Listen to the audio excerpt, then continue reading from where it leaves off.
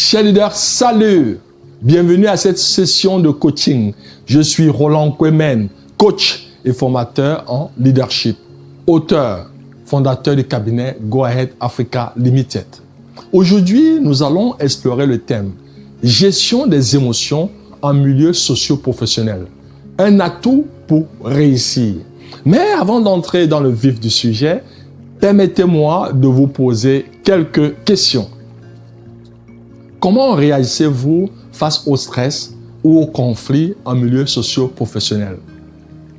Êtes-vous capable de reconnaître et de gérer vos émotions de manière constructive? Et enfin, comment vos émotions influencent-elles vos interactions avec les autres et surtout votre performance de manière globale? L'intelligence émotionnelle se réfère à la capacité de reconnaître, comprendre et gérer ses propres émotions ainsi que celles des autres. Cette compétence joue un rôle clé dans la manière dont nous interagissons avec les autres, la manière dont nous gérons les conflits et surtout la manière dont nous prenons des décisions. L'intelligence émotionnelle comprend plusieurs aspects, à savoir 1. La conscience de soi. Donc savoir reconnaître nos propres émotions et comprendre l'impact sur nos pensées et nos comportements. La régulation émotionnelle en 2. Être capable de gérer ses émotions de manière appropriée, même dans des situations stressantes ou conflictuelles. Et en 3, l'empathie.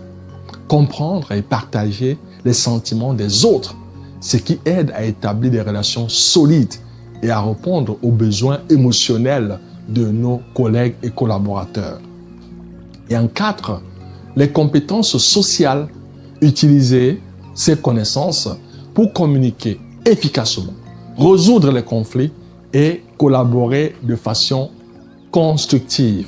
La question centrale chez les leaders est de savoir comment développer son intelligence émotionnelle en milieu socio-professionnel. Voici à présent 5 astuces pratiques. En 1, pratiquez la pleine conscience. Prenez un moment chaque jour pour vous recentrer et évaluer vos émotions. En 2, développez vos compétences en communication. Exprimez vos émotions de manière claire et respectueuse et écoutez attentivement les autres. En 3, travaillez sur votre capacité à gérer le stress. Identifiez les techniques qui vous aident à rester calme et surtout focus. En 4, développez votre empathie. Faites un effort conscient, faites un effort conscient et intentionnel pour comprendre les perspectives et les émotions des autres.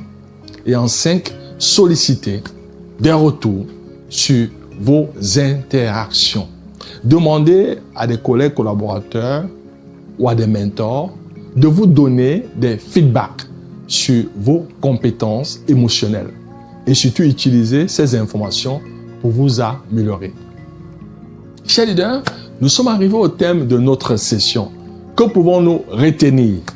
En 1, la gestion émotionnelle est cruciale pour naviguer à travers le stress et les conflits au travail.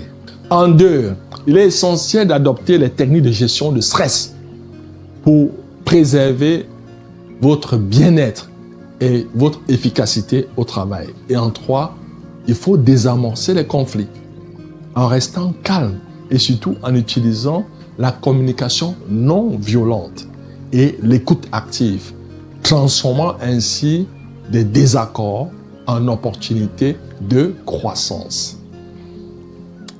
Voici 3 actions immédiates à mettre en œuvre afin de vous approprier la thématique du jour. En 1, il faut pratiquer la pleine conscience pour mieux gérer vos émotions et rester serein dans des situations stressantes au quotidien. En 2, analysez vos réactions émotionnelles dans des situations conflictuelles avant d'agir. Cela vous permettra d'adopter une approche beaucoup plus réfléchie et constructive pour résoudre le conflit de manière positive. En 3, il faut créer des espaces pour discuter ouvertement du stress au sein de vos équipes, en encourageant un environnement de travail où chacun se sent soutenu et où les techniques de gestion du stress sont partagées et appliquées. J'aimerais à présent, chers leaders, partager avec vous ce proverbe africain.